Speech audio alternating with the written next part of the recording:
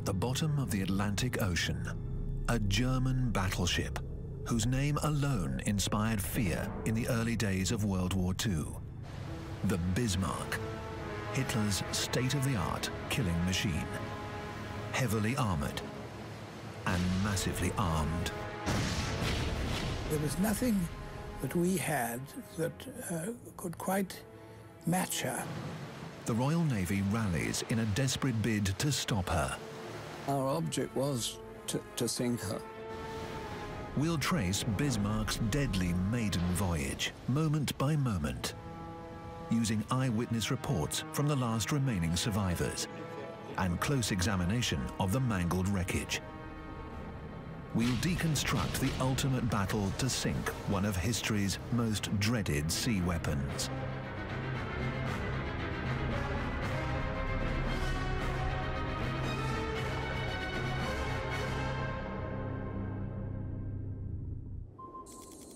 May the 19th, 1941. The massive Nazi battleship Bismarck leaves Germany, accompanied by the battlecruiser Prince Eugen. Their secret mission, codenamed Exercise Rhine, is to sneak into the Atlantic Ocean and wreak havoc on British and Allied ships. Under the command of Admiral Gunther Lutyens and Captain Ernst Lindemann, Bismarck's crew of over 2,000 German sailors begin the maiden voyage of this state-of-the-art supership.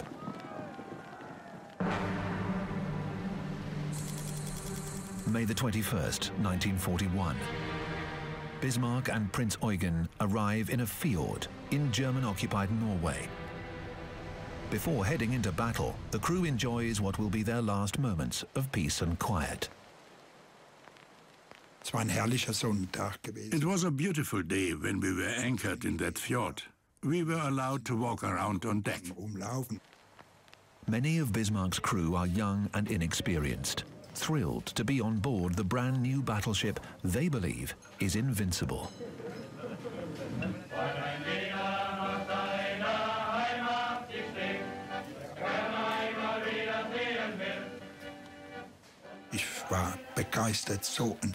I was thrilled. Everyone thought, this ship will never sink. She's so huge, and there are so many weapons.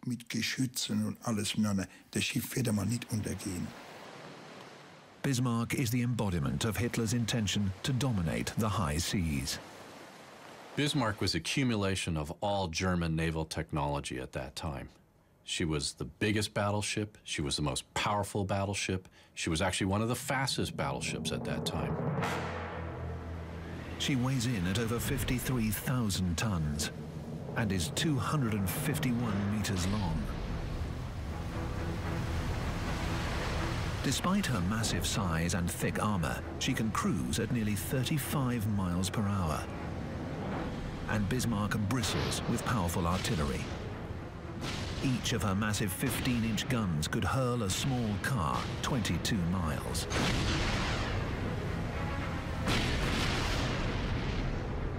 The combined firepower from Bismarck, with all 8 15-inch guns firing at once, she could throw a total of nearly 15,000 pounds of steel at her enemy. German confidence runs high that Bismarck will tilt the sea war in their favor. Little do they know the trials that await their new ship. Morning, May the 21st, 1941. The Bismarck crew awaits orders to launch their secret mission soon under cover of darkness. But they're devastated by what they see high in the sky. And I wondered, what is that plane doing here? It was a Spitfire, no doubt about it. A British reconnaissance plane spots the Bismarck and the Prince Eugen, making this now famous photograph. The German plan to keep Bismarck's mission a secret is dashed. The British know that danger is imminent, and Bismarck is a serious threat. She was something which we all felt in the Royal Navy had to be destroyed, had to be cornered and attacked and sunk. In 1940 and 1941, the only enemy left for Germany is Britain. Despite suffering badly under German air attacks, the country is still defiant. The Royal Navy controls the seas, but Bismarck is a challenge to their best ships. The British need to find her and eliminate her. On the evening of May the 21st, 1941, despite being spotted by the British, the German ships leave Norway to carry out Exercise Rhine. Before sailing, Prince Eugen tops up her fuel tanks. Bismarck does not, a decision that will later come to haunt the Germans. Some 60 years later, 965 kilometers off the coast of France, an international team prepares to make the first manned dives to the Bismarck.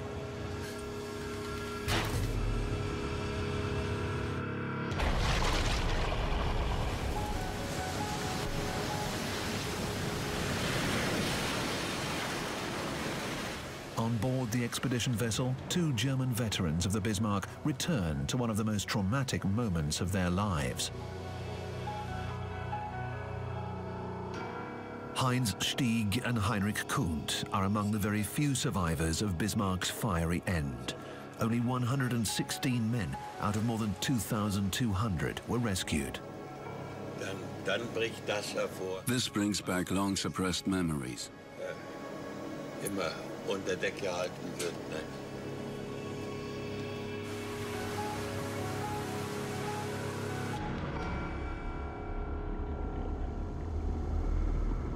The submersibles touch down at nearly 4,800 meters.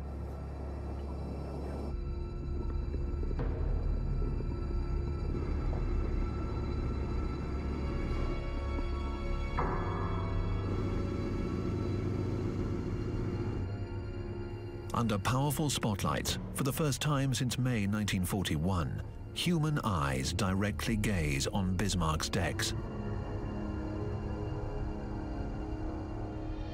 The subs will explore the remains of the massive wreck from bow to stern for up to 12 hours, until low oxygen and power levels force them to leave.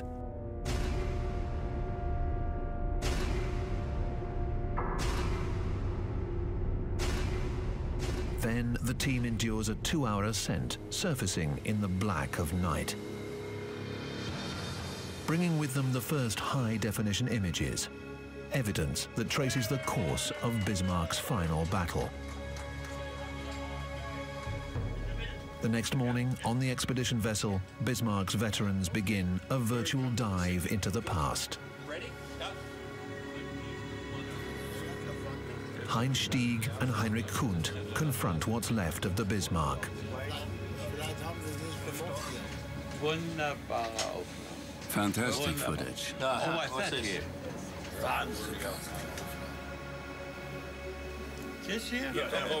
The images take them back to when a chain of bad luck and wrong decisions would determine their ship's fate.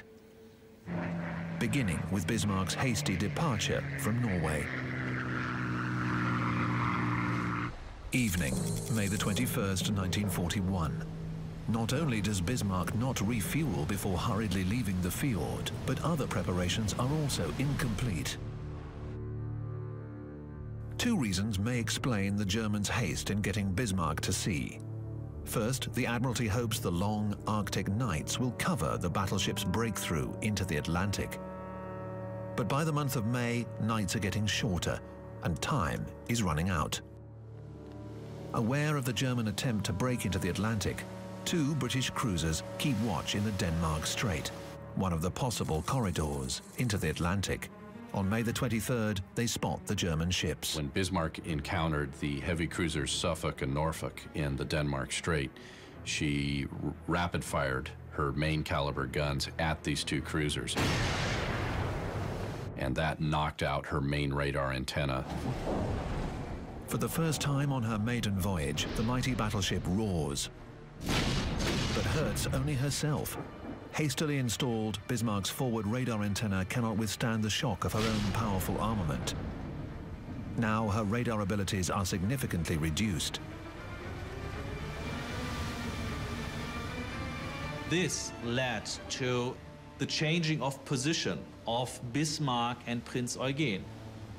Undetected by the British, the Prinz Eugen, with all her radar installations intact, takes the lead.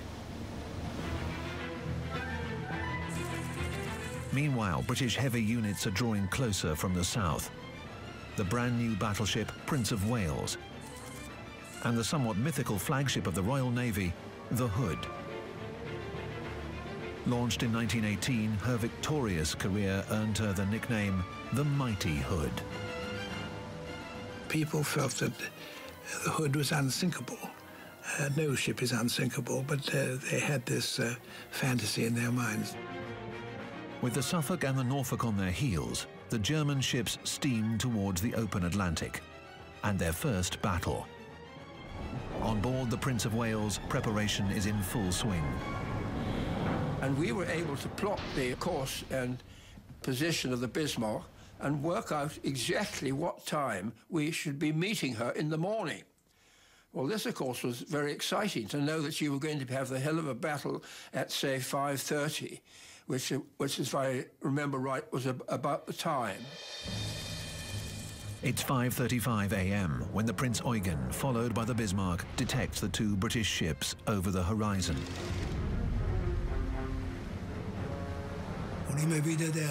We thought nothing could happen. The Bismarck is unsinkable, and we will wipe out everything.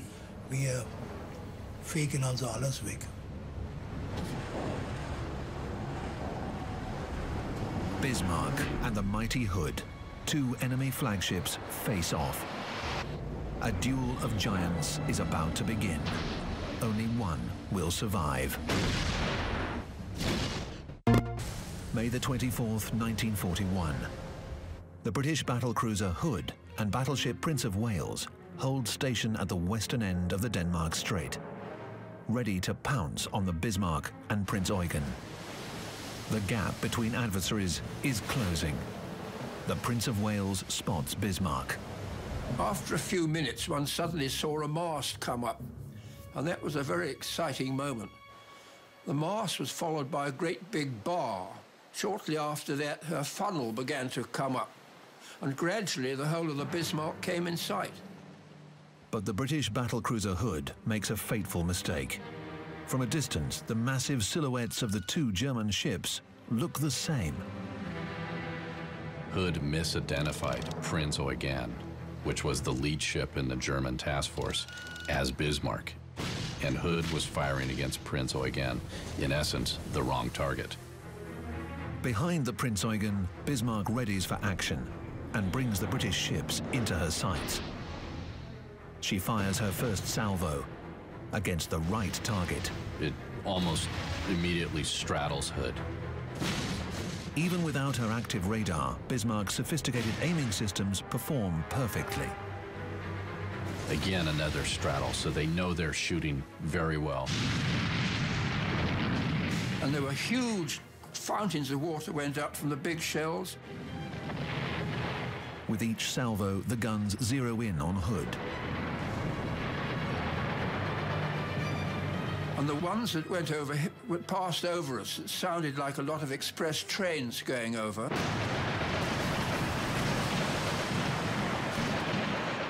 On Hood's bridge, Admiral Holland turns towards the Bismarck at top speed. He knows he's got to close the distance to avoid the plunging fire that could put a shell in the most vulnerable part of his ship, the decks. Bismarck steers to optimal firing position to allow both her forward and aft turrets, all her immense power, to fire on Hood. If you want to score 3 hits, you had to get about 100 shells into the air.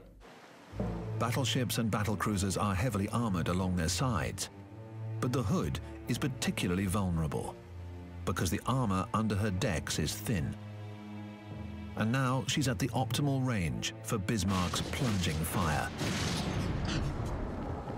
Admiral Holland's on the bridge of the Hood. He's trying to close the gap between him and Bismarck as fast as possible because he knows his ship is very vulnerable to plunging fire. Bismarck fires again. One of her shells pierces the thin armor right above the magazine, storage for Hood's highly explosive 38-centimeter shells. And the ship, the Hood, blew up like a great sort of Christmas cracker.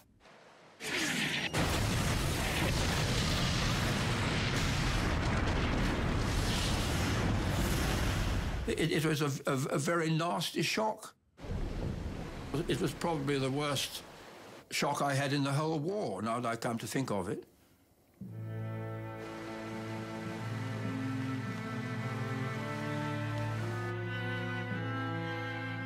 In a duel that lasted only about 8 minutes, Hood's crew of over 1,400 men vanish in an instant. Only 3 survive. It made all of us in the Navy feel even more strongly that whatever happened, we must try and get the Bismarck cornered at last. It's a great victory for the Germans. But during the battle, Prince of Wales strikes a blow that will change Bismarck's fate. A 35-centimeter shell from her main guns rips completely through Bismarck's bow, rupturing a fuel tank and letting seawater rush in. The shell struck Bismarck near the deck and blew a massive exit hole near the waterline on the opposite side. Bismarck's crew becomes aware of the damage, and the far-reaching consequences begin to dawn on the Germans. About 1,000 tons of fuel was now rendered useless, and so this deprived Bismarck of the valuable fuel that she needed for commerce raiding. Fuel to conduct her far-ranging mission across the Atlantic. Fuel she could have topped up in Norway when they were still in German-controlled waters. A decision that now proves pivotal. With the reduced speed, she still could hit, but she could not run anymore. The damage is severe. The Bismarck is losing fuel, and she can't run at top speed. Admiral Lutyens turns for the nearest port in German-occupied France for repairs. Prince Eugen, with new orders, continues on her own. After only 6 days at sea, Exercise Rhine, Bismarck's first mission to strike Allied shipping, is cancelled. Hitler's trump card, the Bismarck, has tasted her first battle, her first triumph, and the sting of her first wounds. The myth of her invulnerability is fading. For Britain and the Royal Navy, there is now one rallying cry: sink the Bismarck. The German battleship steams towards France, British ships on her heels. Her loss of fuel is a major concern. Bismarck must run at a reduced speed to be sure to make port. The British ships shadow her, maintaining radar contact. A British cruiser zigzags to confuse possible German submarines.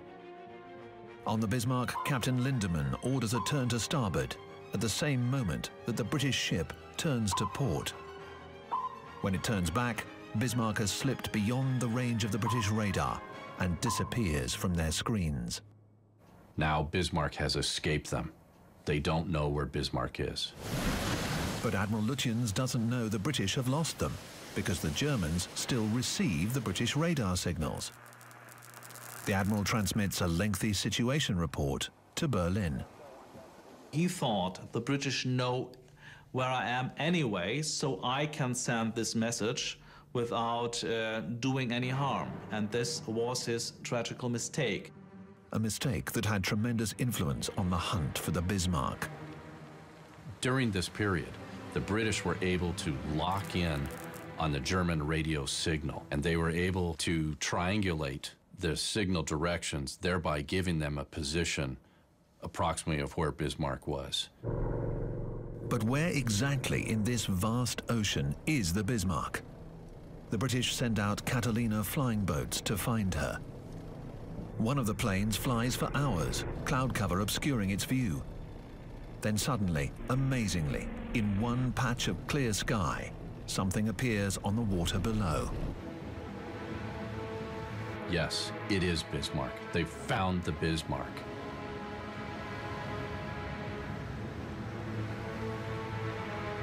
The British have found the Bismarck, but they haven't stopped her. Now the Royal Navy gathers all her forces to close in for the kill. But the Bismarck is almost in safe waters, almost under the protection of the German Air Force. She had a clear chance to make it to France safely. There was only one chance for the British to stop the Bismarck, and this was by an airborne attack. Only one ship, the aircraft carrier Ark Royal, has a chance to stop her. Seasoned pilots prepare their Swordfish torpedo bombers for a risky mission. But the weather is deteriorating, and Bismarck is at the edge of her fuel range. I had my wedding ring under my gloves, and I must say that when I was on the flight deck in the aircraft, prior to starting up, I was feeling it and thinking, well, I hope I'm going to get back from this. Once in the air, there's no time for emotions. The pilots battle the elements and focus on one single mission: kill the Bismarck. From about 8,000 feet, we turned towards the ship and started our attack. The Swordfish are sturdy but slow, a technology from an earlier era.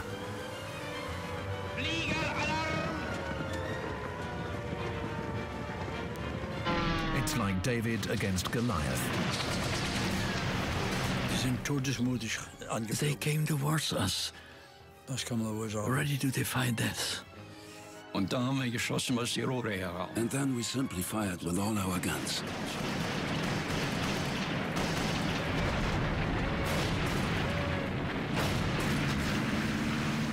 But incredibly, not one plane is shot down.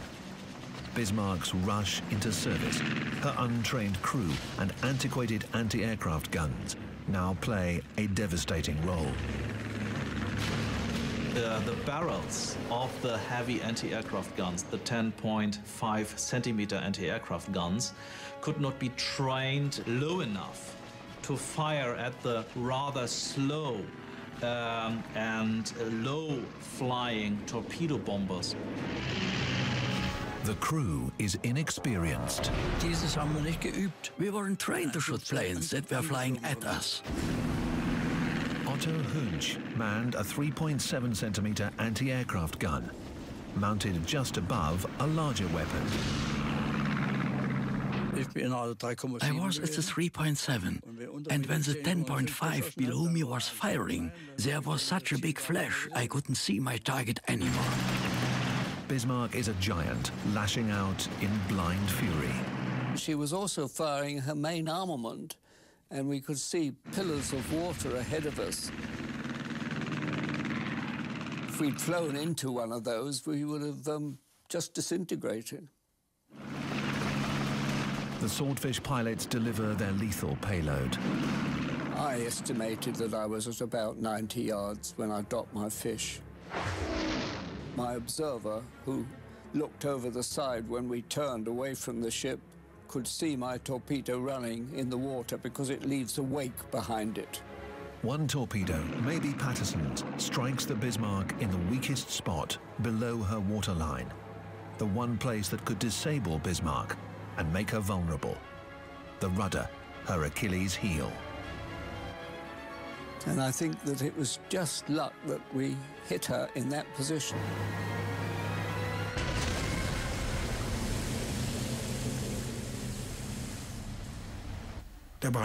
That's when they had us. The Nazi dream to rule the Atlantic is dashed.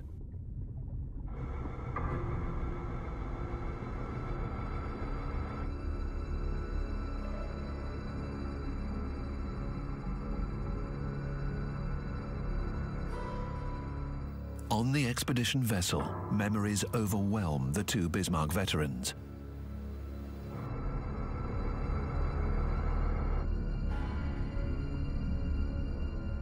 Through the underwater footage, they travel once familiar decks, reliving the moments when they knew the Bismarck was in trouble.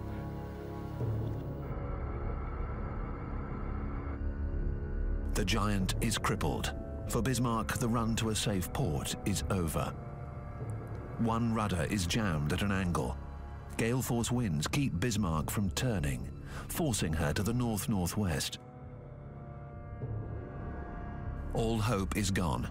Bismarck drifts, waiting for an attack they know must come soon. Lutyens radios Berlin. Hitler responds. We received a message from the Führer. The German nation stands behind you. And Lutyens answered, we'll fight until the last shell. For the pride of the German Kriegsmarine, doomsday is about to come. The British don't know they've wounded the Bismarck, but the battleship's course indicates that something is wrong. They track the ship and are surprised at her heading. Course of Bismarck, due north. But due north was towards us. Now unable to steer, the Bismarck can only move in one direction, right into the hands of the Royal Navy. It meant that what we had prayed for and longed for was about to happen. From all over the Atlantic, the Royal Navy gathers every available force for one tremendous battle. Bismarck could fire nearly 15,000 pounds of steel at her enemies. But in this final battle, she was outgunned by a factor of 5. Prince of Wales and King George V could each shoot out salvos weighing as much as 19,000 pounds. The British light cruiser Sheffield could fire almost 2,200 pounds of shells. Rodney could fire nearly 19,000 pounds of shells at an enemy. And this is just 4 of the British naval forces surrounding Bismarck. Then we knew, oh boy, now we are done. Someone said, my wife doesn't know that she'll be a widow soon. During the night, British destroyers attack the Bismarck. She fires back. There's no damage on either side. On board, the crew is worn out and morale is desperately low. They wait for the end. You didn't know exactly how and when, but you knew it was coming. The British decide the end will come the next morning.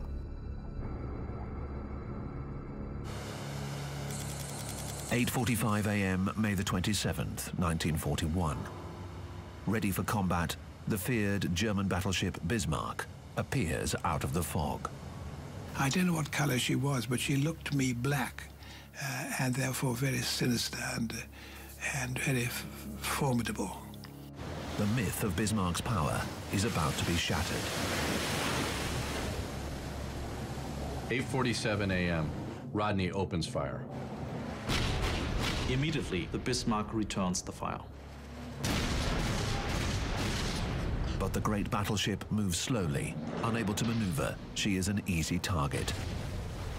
The first shell strikes Bismarck at 8:59, 12 minutes into the battle. Sets the foredeck on fire and disables the 2 forward turrets. Soon they're taking hit after hit after hit. A shell from Norfolk hits the fire control station on the foretop. They hit that very early on, and therefore her gun control was not efficient after the first few minutes. And that is when they switched to the after control, and that didn't last very long either. That really finished the Bismarck, because after that they could only fire their big turrets in local control, which is very inefficient compared to director control. Each of Bismarck's main rear guns now uses its own rangefinder to aim. They fire at will, but they are ineffective.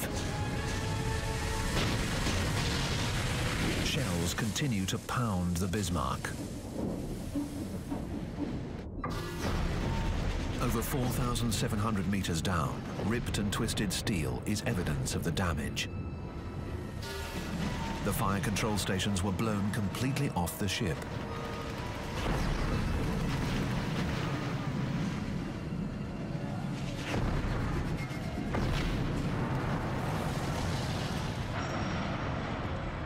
Shells smashed into the hangars and the catapult for the Arado 196 aircraft. The catapult never launched any of the planes. The hangars are still there, but the planes were incinerated in the inferno that consumed Bismarck.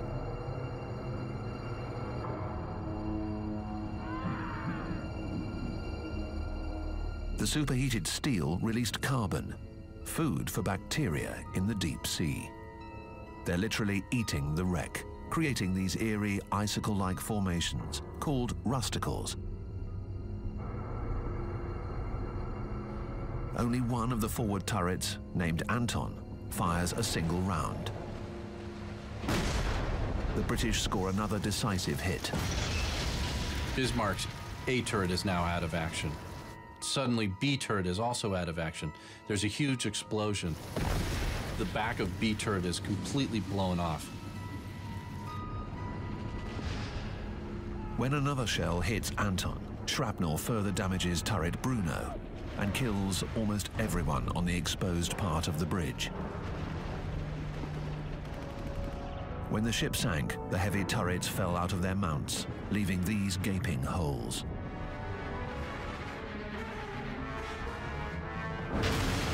At 9:12, 25 minutes into the battle, shells shatter the bridge, killing the crew. Some believe that Captain Lindemann and Admiral Lutyens died here too.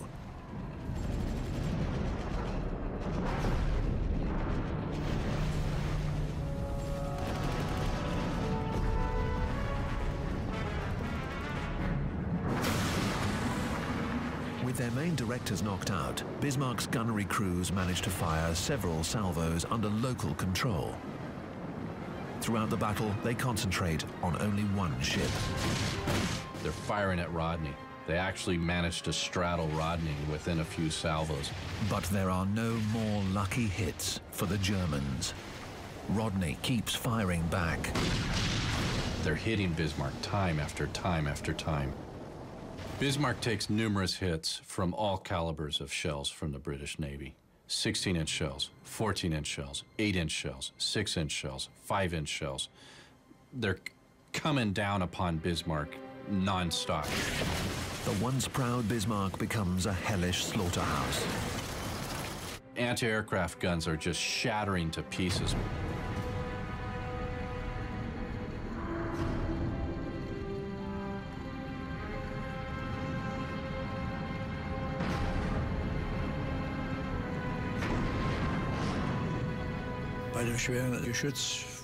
We had orders to seek shelter in the superstructure. I felt that it wasn't safe enough. I was hiding behind turret Dora, where the empty shell casing usually came out. That's how I realized that the turret was out of action.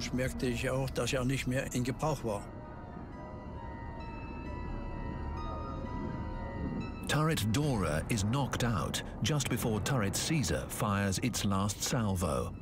Smoke forces the crew to abandon the gun.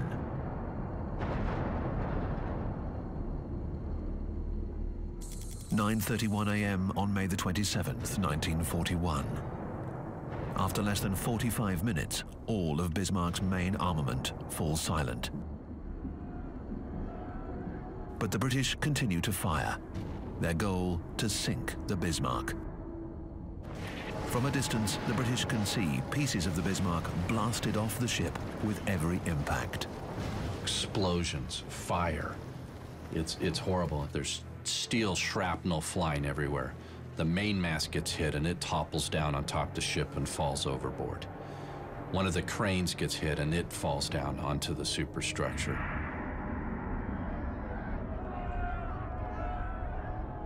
A shell explodes in the forward canteen, killing around 200 men.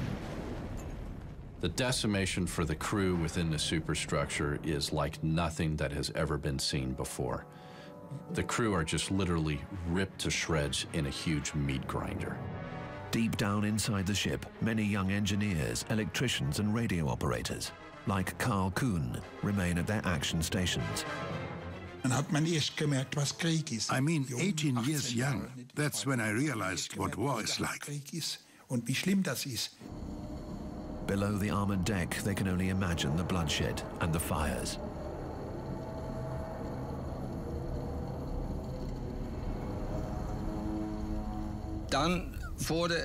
Slowly it became clear that we were firing less and less, and that we were being fired at more and more. You feel it, you hear it, that's it. But we didn't know what would happen next. With Bismarck's guns silenced, the Royal Navy shortens the distance to their target.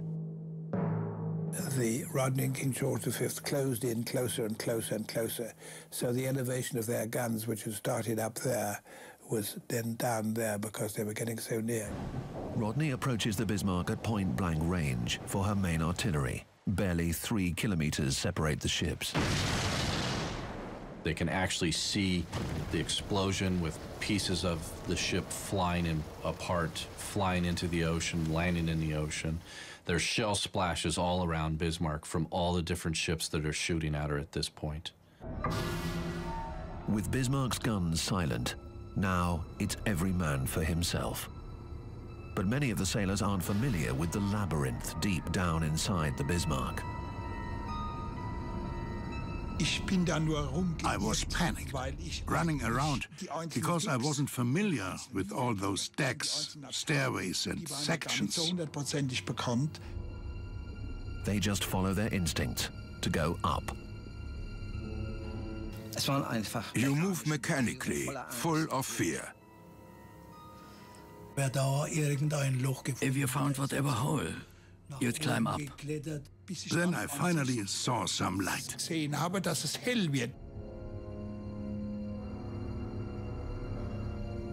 When they reach the upper deck, they are shocked.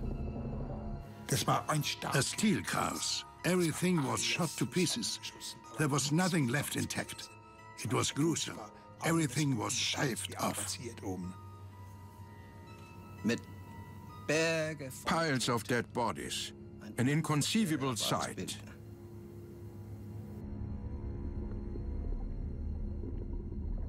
And the British shells keep coming.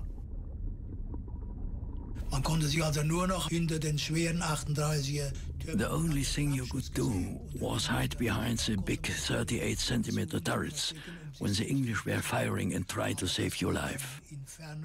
It was an inferno you can't describe.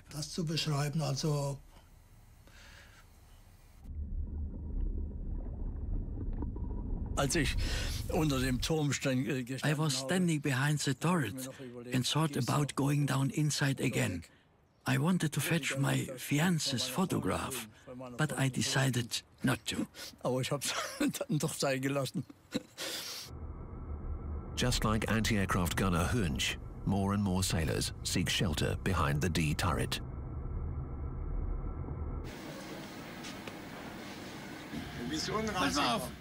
Here. That's where I got out.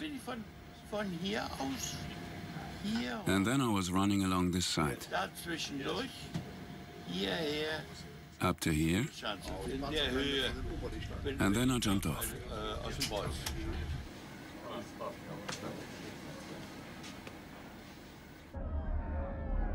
The British could see sailors leaping into the frigid water. And as we watched, we saw a little trickle of men. As the first time we had seen the enemy in person, a little trickle of men coming out from the superstructure and running down the side of the ship to the quarterdeck, like lemmings jumping into the sea to escape this inferno aboard. Hopelessly crippled, the hull rolls on the waves. Yet the ship is not sinking. The irony to this is the strength of Bismarck. Bismarck was designed to withstand this type of a battle. And even though the superstructure and the guns and these sort of things are being knocked out and blown overboard and blown to pieces, the hull is holding its strength. Despite their desperate situation, the Germans won't surrender. No German sailor wants to see his ship in enemy hands.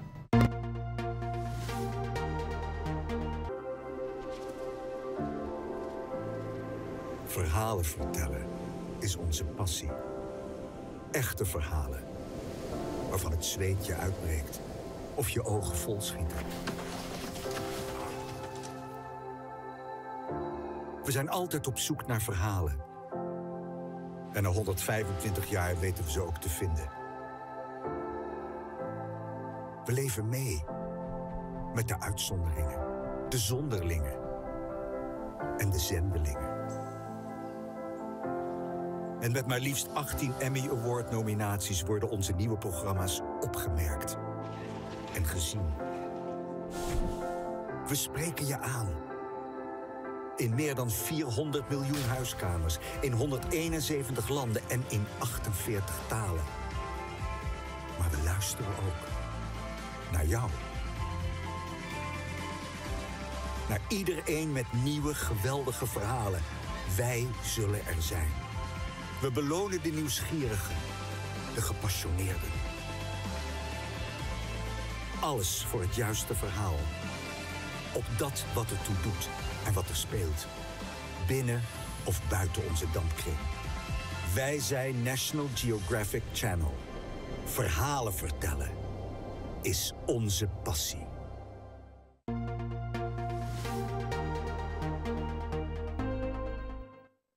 For decades, there has been one open question. Did the British finish Bismarck off, or did the Germans scuttle her? Scuttling the ship merely hastened her sinking. She was a helpless wreck when she sunk, and so it did not change anything whether she was scuttled or sunk by a British torpedo. The hull is almost intact, but like here, the characteristics of scuttling are visible. The twisted metal of a water-cooling inlet blown open below the waterline. The British, of course, don't particularly like to admit it because they like to feel that they'd done it all alone. But it wasn't quite like that. Without the order to scuttle and abandon the ship, many of the crew deep down inside the hull would never have left their action stations. As the ship was about to capsize, I blew up my life vest and jumped into the water. The water is frigid, low teens, and full of oil. Pieces of the ship and dead bodies litter the surface. And then Bismarck rolls over. I could draw it now. It went down like this, vertically, by the bow. And it took maybe 5 minutes.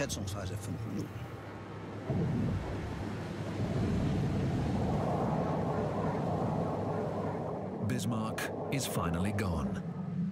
But for hundreds of sailors in the cold water, the struggle for survival begins, adrift on the stormy North Atlantic.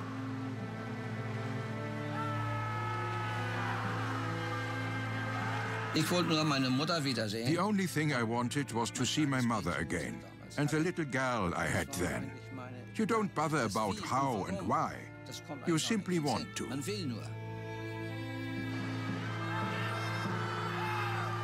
Following naval tradition, the British cruiser Dorsetshire picks up German sailors. Rescue within their grasp, many make a fatal mistake. They were swimming toward the ship. The waves pulled them back, then smashed them head first against the hull.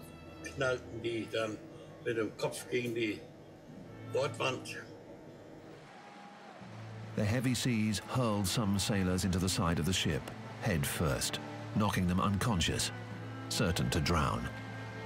For others, moments of luck or ruthlessness decide life and death. The English sailors were throwing down ropes, rope ends, they say in the Navy. Then, when you were halfway up, you had a comrade hanging on your feet, because he too wanted to be rescued, and you fell down again. Those who make it remain deeply grateful all their lives. I must repeat it over and over again. The English were treating us like brothers, despite that they had been firing at us half an hour ago. That's amazing. Hard to understand. Suddenly, an alarm is raised. U-boat.